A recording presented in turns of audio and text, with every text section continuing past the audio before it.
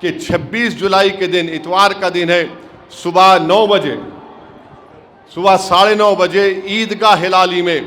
بارش کے لیے ایک نماز استقصاء ہوتی ہے، مانے تمام لوگ جمع ہوتے، عید کی نماز میں ہم جمع ہوتے، سب لوگ جمع ہوتے ہیں اور امام صاحب کا خطبہ ہوتا ہے، پھر اس کی نماز ہوتی 2 رکعت، اس کا ایک طریقہ کار ہے، کتنے تکبیرات پہلی رکعت میں، دوسری رکعت میں، پھر اس کے بعد امام صاحب جو ہے اپنے کپڑوں کو پلٹا کر پہنتے ہیں، مانے جو جبہ ہے پلٹا کر پہنتے اور ہاتھ نیچے رکھ کر دعا کرتے ہیں اللہ سے کہ اللہ تو بارش کو نازل فرما دے، کیونکہ بارش ضروری ہے،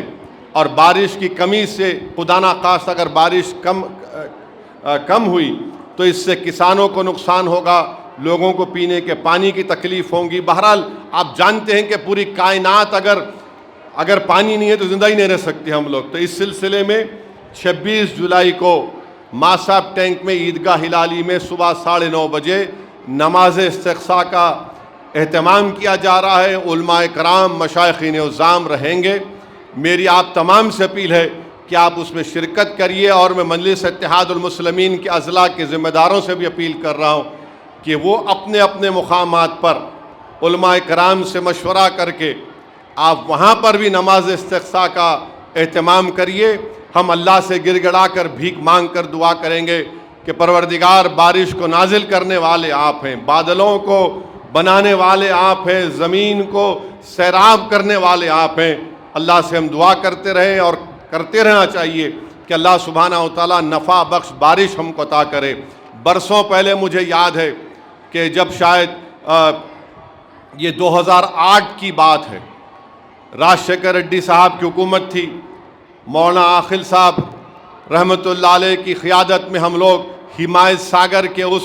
تالاب کے پیٹھے میں جو سوکھ چکا تھا،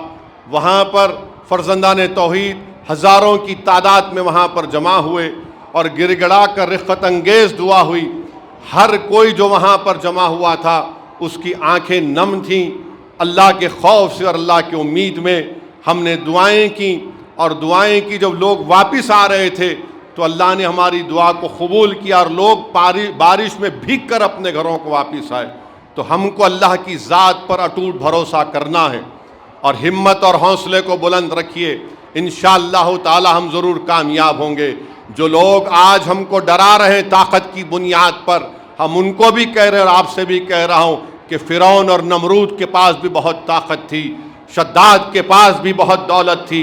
مگر اللہ نے بتا دیا کہ سب سے طاقتور اگر کوئی ہے تو اللہ سبحانہ و تعالیٰ ہے۔ جو لوگ آج مسلمانوں کی مساجد کو نشانہ بنا رہے ہیں، انشاءاللہ تعالیٰ تمہاری یہ کوششیں ناکام ثابت ہو جائیں گی۔ یہ اللہ کی عبادت گاہوں کو تم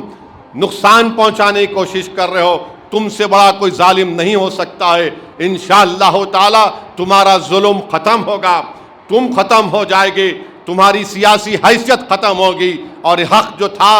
حق ہمیشہ غالب رہے گا۔ ارے یہی کربلا کے میدان سے آواز آ رہی ہے کہ یہ ظالم یہ سمجھا تھا کہ نواسہ رسول کی گردن کاٹ دینے سے حق ختم ہو جائے گا۔ ارے آپ دیکھتے ہیں کہ جس نے اہل بیت کو قتل کیا، ان کو شہید کیا،